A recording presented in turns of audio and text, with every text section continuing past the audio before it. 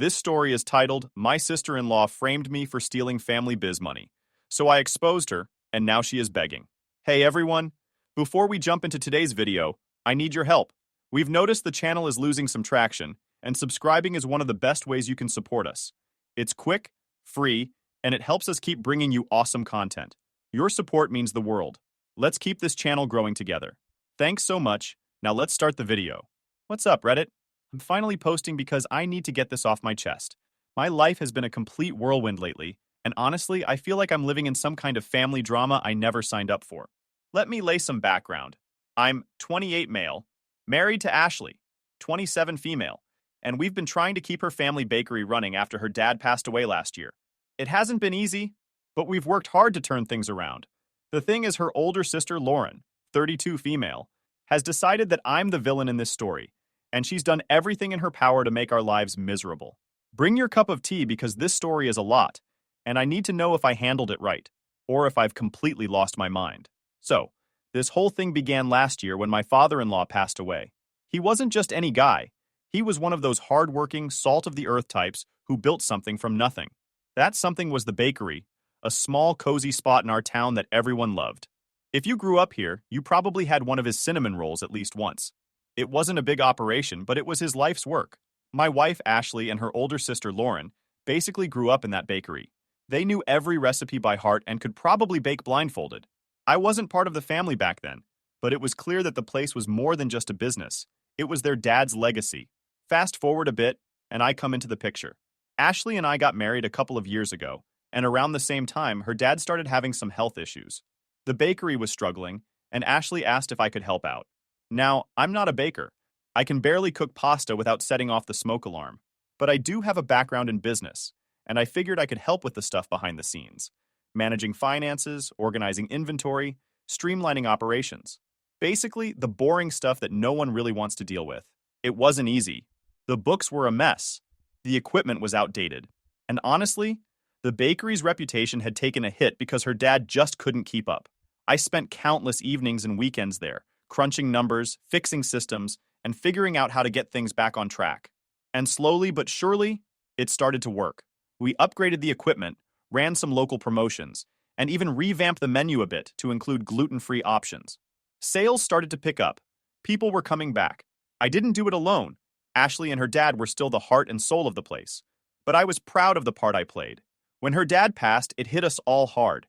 He was a good man, and he genuinely cared about the people around him. After the funeral, the family met with his lawyer to go over the will. I wasn't expecting much from it. Maybe a mention of gratitude for helping out. But that's about it. Instead, I got blindsided. The lawyer started by explaining how the bakery would be split. Ashley and Lauren would each get 40% of the business, which made sense. Then he announced that the remaining 30% was being left to me. I was floored. I didn't even know what to say. Ashley squeezed my hand, and her mom nodded at me like it was no big deal. But Lauren? She lost it.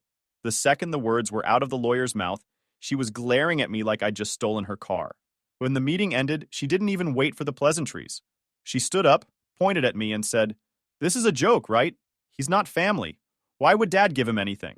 Ashley tried to calm her down, saying it was probably their dad's way of thanking me for stepping up when he was sick. But Lauren wasn't having it. She accused me of manipulating him, said I must have convinced him to write me into the will. I didn't even know what to say. I mean, what do you say to that? It wasn't like I'd asked for this. Hell, I didn't even know it was happening. Lauren stormed out before anyone could respond, leaving the rest of us sitting there in awkward silence. I figured she was just upset and needed time to process everything. Losing her dad was hard enough, and now she was dealing with the stress of dividing up his estate. I told Ashley not to worry about it, and that we'd give Lauren space to cool off. But looking back, I should have seen it coming. This wasn't something Lauren was going to let go of. The next couple of weeks were tense. Lauren barely spoke to me or Ashley. When we'd see her at family gatherings, she'd act polite but cold, like we were strangers. I caught her giving me dirty looks more than once, but I decided to let it slide. I figured the best way to handle it was to stay calm and not escalate things. I was wrong. Lauren's attitude didn't just stay in the family. It started spilling over into the bakery. She'd come in during the busiest hours, stomping around like she owned the place, which, to be fair, she partly did. She'd criticize everything, from the displays to the recipes, even though she hadn't been involved in the day-to-day operations for years. It was frustrating, but I bit my tongue because I didn't want to create more drama. One day, she pulled me aside and said, "Your lucky dad was too soft. If I had my way, you wouldn't have a single piece of this bakery." That's when I realized this wasn't just about grief or stress. Lauren genuinely believed I didn't belong. To her, I was an outsider, someone who had no right to be part of her family's legacy. It didn't matter how much work I'd put in or how much her dad had appreciated my help. In her eyes, I was the enemy. Ashley was stuck in the middle, trying to keep the peace. She'd talked to Lauren, trying to explain that her dad's decision was his way of ensuring the bakery would survive. But Lauren wasn't listening. She'd say stuff like, "Of course you're defending him. He's your husband. But don't forget where your loyalty should lie." It was exhausting. I started to dread going to the bakery, even though it was thriving. The customers loved the changes we'd made, and for the first time in years, the business was actually making a solid profit. But every time Lauren walked in, it felt like all the progress we'd made didn't matter. She'd find something to complain about, or accuse me of trying to take over. It was like she couldn't stand the idea of me being part of something she saw as hers. I kept telling myself it would blow over, that Lauren would eventually see reason. But deep down, I had a sinking feeling this was just the beginning. And, unfortunately, I was right. The silent treatment and dirty looks were one thing, but pretty soon, she cranked things up to a whole new level. It started small, almost subtle.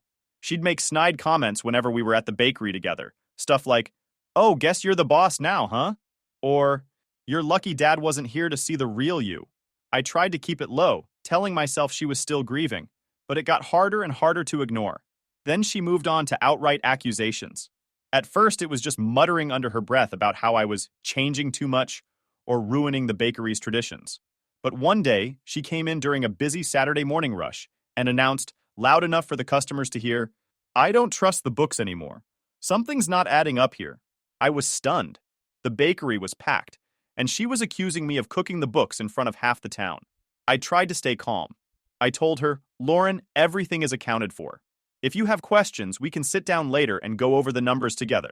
Stop making fuzz like kids." She just smirked and said, "Oh, I bet you'd love that. Sit down with you so you can spin the story your way." No thanks. I wanted to yell, but I kept it together. Ashley pulled her aside, and they went into the back to talk. I don't know what was said, but when Ashley came back out, she looked drained, and Lauren was gone. I hoped that would be the end of it, but nope. Lauren was just getting started. A couple of days later, Ashley told me Lauren had been going around town talking about me. Apparently, she was telling anyone who'd listen that I'd tricked their dad into giving me part of the bakery, and that I was secretly stealing money. She even told some of the bakery's regular customers that they shouldn't trust me because I was only in it for the profit. One of them, Mrs. Henderson, a sweet older woman who's been coming here for decades, asked me point blank if the rumors were true. I almost lost it. I showed Ashley all the financial records to prove I wasn't hiding anything. Every receipt, every expense, every deposit, it was all there, clear as day. She believed me, of course, but it didn't seem to matter to Lauren. She wasn't interested in facts. This was about her needing to be right, no matter the cost. It got worse when Lauren started talking to other business owners in town. She told them I was poaching customers from other bakeries by undercutting prices and running unfair promotions. The irony? Those promotions were her dad's idea. He'd been the one to suggest offering discounts on bulk orders or hosting events to draw in new customers. I was just continuing what he started. But Lauren didn't care about that. She was determined to paint me as the villain, and she didn't care who she had to drag down in the process. I started noticing fewer customers coming in, and some of our regulars stopped showing up altogether. I couldn't prove it, but I was pretty sure it was because of Lauren's rumors. The worst part? It started affecting Ashley. She was stuck in the middle, trying to mediate between me and her sister. She'd spend hours on the phone with Lauren, trying to explain that I wasn't the bad guy, but it never went anywhere. Lauren would just double down, saying Ashley was choosing her husband over her own family. It was tearing Ashley apart, and it was killing me to see her like that. One night, after another argument with Lauren, Ashley broke down. She told me she felt like she was being torn in two. She loved me, but she didn't want to lose her sister. I hugged her and told her we'd figure it out. But honestly, I didn't know how. Lauren wasn't just upset. She was on a mission, and nothing Ashley said seemed to make a difference. I tried reaching out to Lauren myself, hoping that maybe if we talked one-on-one, I could clear the air. I asked her to meet me for coffee, And to my surprise, she agreed. For a moment, I thought maybe we could finally work things out. The meeting was a disaster, but there was no way I was going to sit there and let Lauren bulldoze me with her nonsense. She spent the entire time throwing accusations like I was some kind of shady grifter who'd sneaked into her family's legacy. She said I didn't deserve the bakery, that her dad had only given me the share because he was old and sick and didn't know what he was doing. At that point, I'd had enough. I leaned forward, looked her straight in the eye, and said, "Lauren, let me stop you right there. Your dad was one of the sharpest, most honest men I've ever met, even when he was sick. He saw me stepping up when this place was struggling, and he trusted me to take care of it. I didn't ask for this, but I'm not going to apologize for earning his respect. If you think yelling louder is going to rewrite history, good luck with that." She opened her mouth to respond, but I wasn't finished. "And about that lawsuit you're threatening? Go ahead. Try it. You'll be throwing away your money because I've kept everything clean and above board. Every penny is accounted for. Every investment is documented. I didn't manipulate anyone. I did the work, and your dad recognized that. The same can't be said for you, considering you've been collecting profits without lifting a finger for years." Her face turned red, and I could see she wasn't expecting me to call her out. She glared at me like she was about to explode. But I stood my ground. "This isn't about what's fair to you, Lauren. This is about what's right for the bakery. So if you want to keep throwing tantrums, go ahead. But don't think for a second that I'm going to roll over just because you're upset." She ended the conversation with, "You're lucky I haven't sued you yet, but don't think I won't." I smirked and shot back, "Try it. I'll see you in court." She stormed out. That's when I realized this wasn't just about the bakery. Lauren didn't just resent me. She hated me. No matter what I did or said, it wasn't going to change her mind. I could have handed over my share of the bakery right then and there, and she still wouldn't have been satisfied. I went home and told Ashley about the meeting. She sighed and said, "I don't know what to do anymore. She's my sister, but this isn't right." I didn't know what to do either.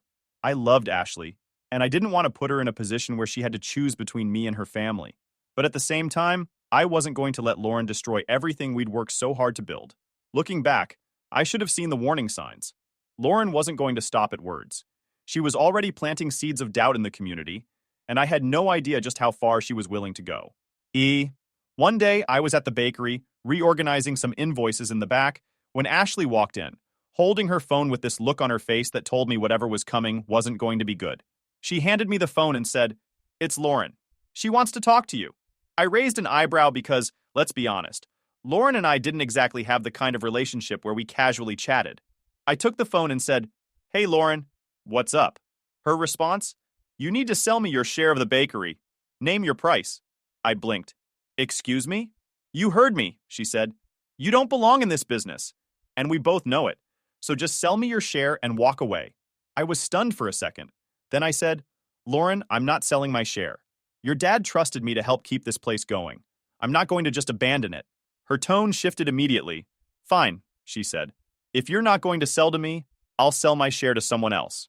And trust me, I've already got a buyer lined up." Now, that caught my attention. "Who?" I asked. "A chain bakery," she said smugly. "They've been eyeing this town for years. They're willing to pay top dollar for my share, and once they're in, they'll take care of the rest. Let's see how long you last when you're up against corporate money." I couldn't believe it. She wasn't just threatening me. She was threatening to sell out her dad's legacy to some faceless corporation just to spite me. I gripped the phone tighter and said, "Lauren, do you even hear yourself? This bakery was your dad's life. He built it from nothing. You'd really sell it to a chain just to get back at me?" She laughed. Actually laughed. "Don't make this about Dad," she said. "This is about you. You shouldn't even be involved in this business. So either sell me your share, or I'll sell mine to someone who actually knows what they're doing." Before I could respond, she hung up. I just stood there. Ashley put a hand on my arm and asked, "What did she say?" I told her everything, and she looked as horrified as I felt. "She wouldn't really sell her share, would she?" Ashley asked. I wanted to say no, that Lauren wouldn't actually go that far. But the truth was, I didn't know anymore. The idea of a chain bakery buying Lauren's share scared the hell out of me. For one thing, they'd have the resources to completely overpower us. They could run aggressive marketing campaigns, slash prices, and basically force us out of business. But worse than that, it would destroy everything Ashley's dad had worked for. This wasn't just a bakery. It was a part of the community. People came here for more than just the bread and pastries. They came because it felt like home. A chain wouldn't care about that. I spent the rest of the day trying to figure out what to do. Legally, Lauren could sell her share to whoever she wanted, but I wasn't going to let that happen without a fight. I started digging through the partnership agreement, hoping there was something in there that could help me. After a couple of hours, I found it. A clause that said any shares sold had to be offered to the remaining partners first. It wasn't a perfect solution, but it gave me a chance to stop Lauren from selling to the chain. When I showed Ashley the clause, she seemed relieved. "So you can buy her share and keep it in the family?" she asked. I nodded, but the truth was, I wasn't sure how we'd pull it off. Buying Lauren's share would be expensive, and we didn't exactly have piles of cash lying around. Still, it was better than letting the bakery fall into the hands of a corporation. I decided to confront Lauren about the clause. I called her and said, "Lauren, I know about the partnership agreement. If you want to sell your share, you have to offer it to me and Ashley first." She laughed again. God, that laugh was starting to make my blood boil. And said, "Good luck coming up with the money. You can barely keep the bakery afloat as it is." I gritted my teeth and said, "We'll figure it out, but you're not selling to a chain." She hung up again, but this time I felt a little more in control. At least I had a plan now, even if it was a long shot. The next couple of weeks were tense. Lauren kept dropping hints that she was moving forward with the sale, and I could tell she was hoping we'd panic.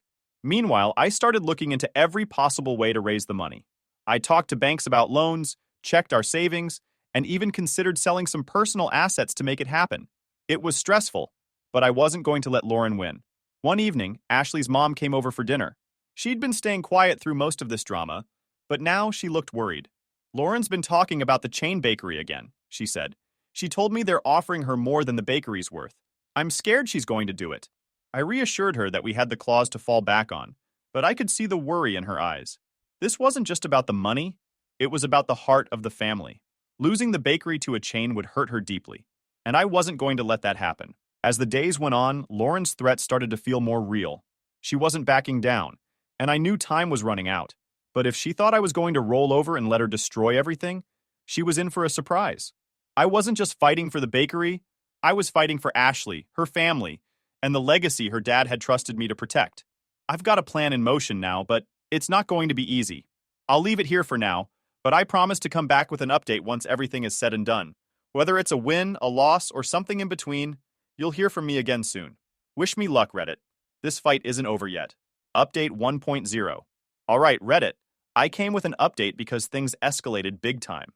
By this point, Lauren had made it crystal clear that she wasn't just out to make my life miserable. She was out to destroy me, and possibly the bakery along with it.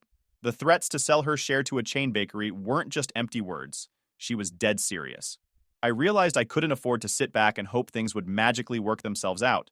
If I wanted to stop her, I needed to take action. So I decided to gather every scrap of financial evidence I could find. I pulled invoices, receipts, bank statements, payroll records, everything. I spent hours digging through files, double-checking numbers, and making sure there wasn't a single thing Lauren could twist or use against me. It was tedious work, but it had to be done. Ashley was there the whole time, helping me sort through the chaos. She'd grown up in the bakery but didn't know much about the business side of things. Still, she was determined to help me clear my name. "She's not going to win," Ashley kept saying, like a mantra.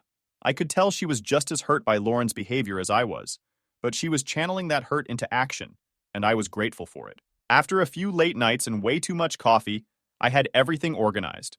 I even hired an accountant to do an independent audit, just to make sure there wasn't anything I'd overlooked. The results came back clean, of course, but they also revealed something I hadn't expected. Lauren hadn't been contributing financially to the bakery for years. She'd been taking her share of the profits without reinvesting a single dime back into the business. That was a game changer. While Ashley and I had been busting our butts to keep the bakery afloat, Lauren had been sitting back, collecting her cut, and doing absolutely nothing to help. It wasn't just frustrating, it was infuriating. All this time, she'd been accusing me of stealing from the bakery, and yet she was the one leeching off it. Armed with this new information, I decided it was time to confront Lauren. But instead of going in guns blazing, I planned a family meeting. I wanted Ashley, her mom, and Lauren to all be there. I figured it was the best way to lay everything out in the open and hopefully put an end to this madness. The meeting was tense from the start. Lauren showed up late, of course, and immediately started making snarky comments about how I was probably going to spin some big story to make myself look good. I ignored her and got straight to the point. I handed out copies of the audit report and walked everyone through it step by step. This is everything, I said. Every dollar that's come in, every expense, every investment Ashley and I have made to keep this place running. It's all here. And as you can see, there's nothing shady going on.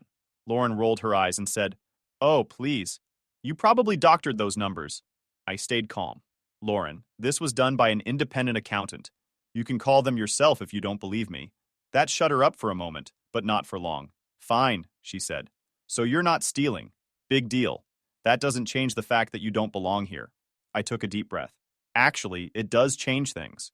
Because while Ashley and I have been reinvesting in the bakery, buying new equipment, paying for marketing, fixing the roof, you've been doing nothing. You haven't put a single cent back into the business. The room went silent. Even Ashley's mom looked surprised. Lauren, on the other hand, turned bright red. "That's not true." She got mad. "I've helped plenty." I raised an eyebrow. "Really? Show me. Because according to the records, the only thing you've been doing is taking your profit share." Lauren looked like she wanted to crawl under the table, but she wasn't about to admit she was wrong. "This is ridiculous," she said, standing up. "You're trying to make me look bad in front of my own family." "No one's trying to make you look bad," Ashley said, finally speaking up. "We just want the truth, Lauren. You've been accusing OP of things he didn't do, and it's not fair." Lauren crossed her arms and glared at Ashley. "So you're on his side now?" "Of course you are. You always take his side." Ashley didn't back down. "I'm on the side of what's right, and what you're doing isn't right." Lauren stormed out, slamming the door behind her. The rest of us just sat there for a moment, trying to process what had just happened.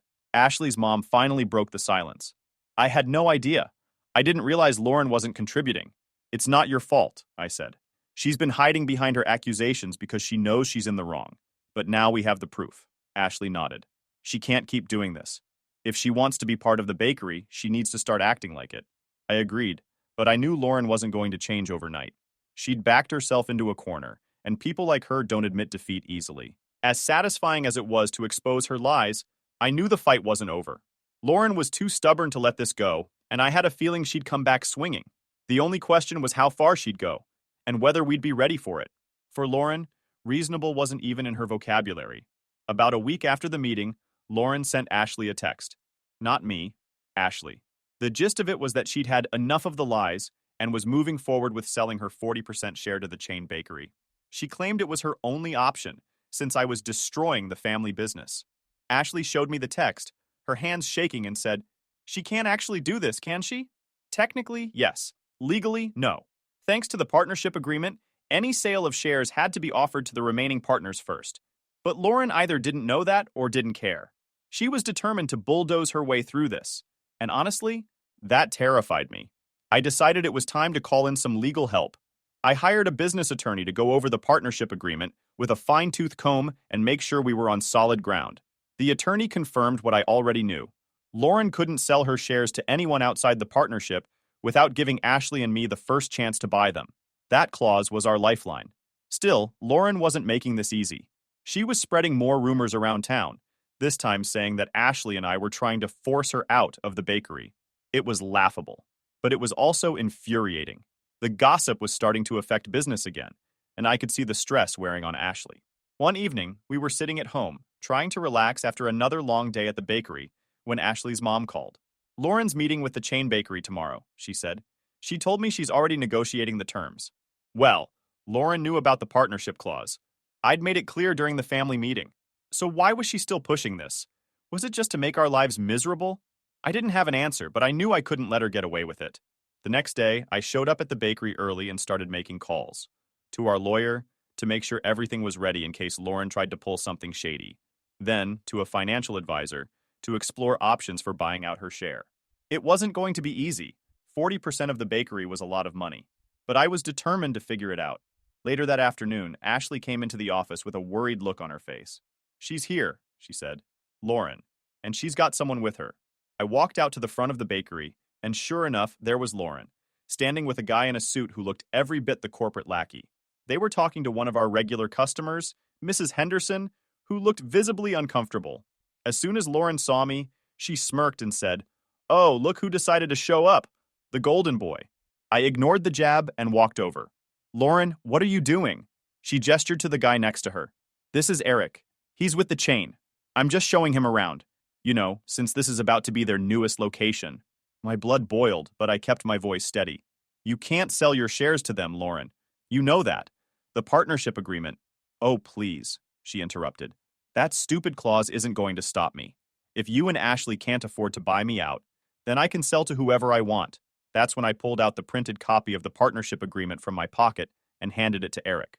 You might want to read this before you get too invested, I said. It's legally binding. Eric hesitated, then took the document and started flipping through it. Lauren's smirk faltered for a second, but she quickly recovered. Nice try, she said. But this isn't over. She stormed out, dragging Eric with her, but not before throwing one last insult over her shoulder. Enjoy your little bakery while it lasts. You'll never make it without me. After she left, Ashley came up to me, looking shaken. What if she's right? She asked. What if we can't afford to buy her out? We'll figure it out. I'm not giving up on this. The next few days were a whirlwind. I met with our financial advisor, who helped us explore loan options. I also reached out to a few friends who might be willing to invest. It was stressful, but I kept reminding myself why we were doing this. It was all about protecting the legacy Ashley's dad had left behind. Then, Lauren made her final move. She sent us a formal letter demanding an inflated price for her shares, way more than they were actually worth. It was her way of trying to back us into a corner, hoping we'd give up and let her sell to the chain. But she underestimated how far I was willing to go. I sent her an official counteroffer based on the valuation we'd gotten from an independent appraiser. It was fair, and it was backed by legal documentation. If she refused, she'd be violating the terms of the partnership agreement, and I was fully prepared to take her to court over it. When Lauren got the counteroffer, she exploded. She called Ashley and screamed at her, saying we were trying to lowball her and ruin her life. Ashley hung up on her, tears in her eyes. I can't do this anymore, she said. She's not my sister anymore, not after this. It hurt to see Ashley so broken, but it also strengthened my resolve. Lauren eventually caved. She had no choice. The partnership agreement was ironclad, and the counteroffer was legally sound. She accepted the deal, though not without sending one final nasty email accusing us of destroying the family. After Lauren sold us her shares, I expected relief but felt anger. For months she'd spread lies, dragged Ashley into schemes, and nearly sold her dad's legacy out of spite. Watching her walk away unscathed didn't sit right. I focused on restoring the bakery's reputation with a heartfelt social media post about our dedication to Ashley's dad's dream. The support was overwhelming, bringing in loyal and new customers. Then, I addressed Lauren's unpaid taxes, reporting her negligence, which triggered an audit. I also corrected the false narrative she used to promote her catering business. Word spread, and her venture quickly flopped. In the end, Lauren faced financial and reputational fallout, while our bakery thrived. Ashley and I reinvested, grew the business, and honored her dad's legacy. Karma took care of the rest. Thanks to everyone who's read this far and offered support or advice. It means a lot to know there are people out there rooting for us. I'm going to focus on rebuilding and moving forward now, but if anything wild happens, I'll be sure to come back with an update. For now, though, I think we're finally in a good place.